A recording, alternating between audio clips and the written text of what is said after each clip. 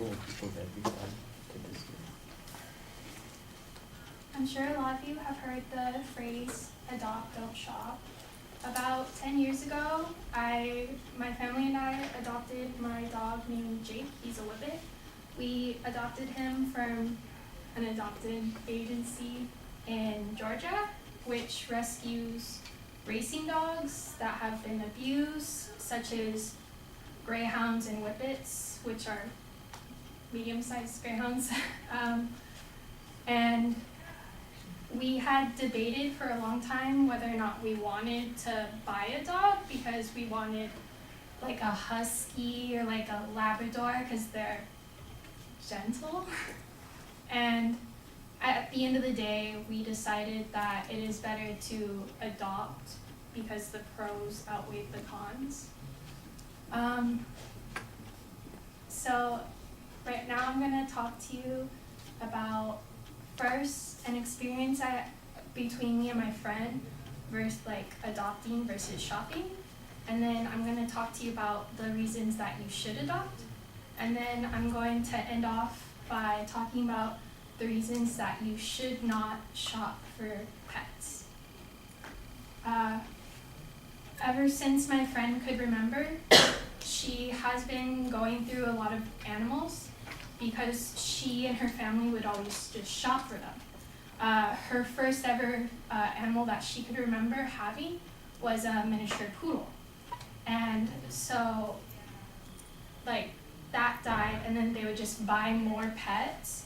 Didn't realize that they were, like, helping cause, like, an even bigger problem. Like, it's not just them, obviously, everyone who shops causes an even bigger problem. But they weren't realizing by buying these pets and having them die and then buying more, they're just adding to the problem more and more and more.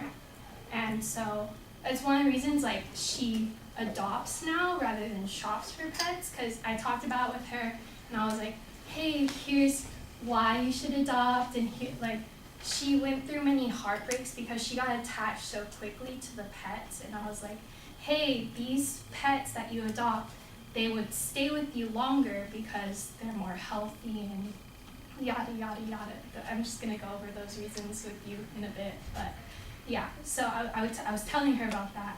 And now she knows to adopt rather than to shop for pets. Okay, so the reasons I told her and the reason I'm going to tell you are that, one, you open up more rooms in shelters for other pets to be adopted rather than having them euthanized. About 2.7 million dogs and cats in the United States alone every year get euthanized, which if you don't know, it means that they're killed by either like lethal injection, but like they're obviously like put down first, like, or they're like gassed or something. And like you adopt and you open up a spot for another pet to be adopted as well, which means they can have more homes. And the money that you give to those adoption shelters helps to have those pets have a better home in those adoption shelters before they too get adopted. Another reason is that if you get like an older pet, they're more gentle around the family. They can bond with the family easier because they're not all excited and energetic as a little puppy. A lot of times when you do get them, they're already housebroken, so you don't have to spend a lot of time training them or money training them, and you don't have to spend all these like money on cleaning products, so your house will be cleaner. Another reason is that they're a lot cheaper. When you adopt a pet from a shelter, a lot of times they already have been spayed and neutered. They have their first immunizations, and even sometimes they have microchipping, so you don't have to spend any money on that. Also, when you adopt, there's just, you save, like you're not supporting puppy mills. And if you don't know what a puppy mill is, it's a factory type breeding system where they have purebreds, which are inbred animals from either the siblings being bred together or the mother being bred with like the son, or like the son or the father being bred with like the daughters, because they want to keep it pure and they want to have those like genetic like those genes where, like, you know how pugs have like that smushed face. A lot of people find that cute, but it's a genetic mutation which causes them to not breathe as easily, which brings me to my reasons that you shouldn't buy animals. Is not only is it unhealthy because of all the genetic mutations, it's that also with puppy mills, they breed and breed and breed the mothers over and over again. They just keep impregnating them until they can't get pregnant anymore, and they're either sold off in an auction, killed, or left on the street to die. A lot of times when you buy from like smaller shops, when it's like window shopping, you know, it's most likely that they're from a puppy mill. And if you see them in smaller cages and their fur is all matted, they are definitely from a puppy mill. You shouldn't buy animals or any other pet if they're in a cage and it's like, it can't even like fit like one, but there's like 2 or 3 stacked in there in the cage, and there's no room for them to run around, you know? You shouldn't really buy them if you're gonna just be helping the puppy mills, because they're only looking to make profit. They're not looking out for the well-being and the happiness of those animals. Yeah, it's basically it. So I hope that for my speech, you know to rise against puppy mills and that you adopt and not shop.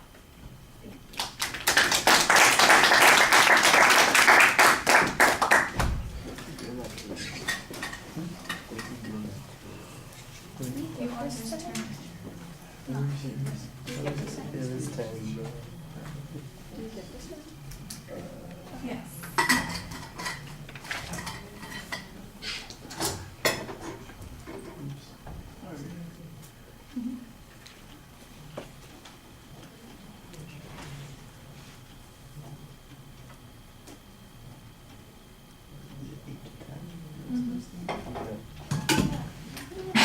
Time's up at 8 minutes. So I would like rush through the rest of my speech. Oh shoot. I thought it was the next week.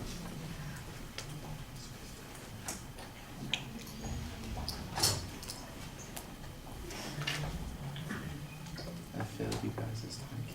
That's fine. I still have what you said. Time's up. No, it's fine. I was doing it for her. I know. I was like- I had Allie doing. But Okay. you put up like 5 minutes, and then like 2 minutes later she was like, and I was like, wait, what? I was so confused. All right, Allie, some comments. Okay, so I thought that your attention getter was really smart with your own like story about like how you got a dog from Georgia, and like you had your own personal experience to kind of like relate with the audience. And I thought that starting off your speech with adopt, don't shop was really smart, just because you started that way and also ended your speech that way, and it's kind of a catchy phrase that like helps people like know what you're talking about. It was obvious that you were talking about animals and how you should clearly adopt and not shop.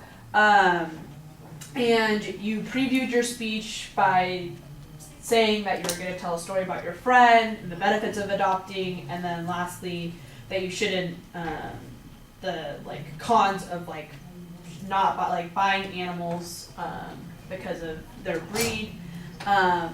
2 things that I thought that were strong about your speech were like the stories that you included throughout. They really helped the audience understand what you were talking about and the feelings, and the passion that you had towards your speech, and then your eye contact was very clear, like scanning the audience, looking around, making sure that you kept in contact with them.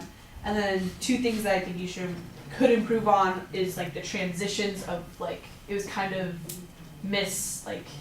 I kind of missed when you were switching to the next topic. There wasn't like a clear like transition or like segue. And then the citations of like statistics, we like didn't really hear like, oh, like where you got it or like how you came upon this like certain information. But overall, I felt like you did a really good job, and I think you were on time. So, good job. All right, yeah, I like the opening also. I think it worked pretty well. The addition of the personal stories makes it more interesting and involving, but I do think that there is a problem with the absence of supporting information in the presentation. There are lots of claims that are made, particularly about puppy mills and the dogs themselves, how they are essentially manufactured, or their health issues that are mostly asserted, and I think that that's problematic. You need some data to support those points. It's pretty well organized. Like I said, you're dependent on examples to get your points across. They're pretty solid. I do think there's some information that's probably missing in the presentation. For instance, in the state of California, there's basically no shopping anymore for pets. We've got laws that prohibit stores from selling pets. You know, they kind of, you can have an adoption event, you know, that kind of thing. But the idea of walking through the mall and finding puppies in the mall pet store, that's a thing of the past in the state of California. And it feels like you haven't really updated information on the presentation. You don't have it in a context. Maybe that's something that could be added to the presentation. Hey, if we should ban guns, we should ban puppy sales too, maybe. That sort of thing. I don't know. I'm just... Everybody's got opinions. It's okay. They still have one in the Brea Mall. Yep. Yeah, they're not supposed to be selling dogs or cats. If they are, they're breaking the law, and they could be prosecuted for that. Really? Yeah. Wow. They can sell fish and birds. Yeah, they have like No, they have dogs. Yeah, like I said, Legit dogs. Crazy. In the brand. I thought that they It got could be rid the of county. that. Maybe it's a county issue, not a, I thought it was a state issue. I thought they got rid of I that. wonder if they bring it in though. I wonder if you can like order it online and pick it up there. Well, that's, It's like an actual like. Do they have it there? well, they do have, they make it, you can adopt dogs at the stores. So for example, if they have dogs that they bring in that are, from shelters, that sort of thing, they can do that. But they, that's a little bit different. But I'm not sure exactly what the law is. I just know that it changed. And apparently we all need to be updated on this. Yeah. We'll see how it goes. All right. And the presentation things I think are pretty solid. Okay.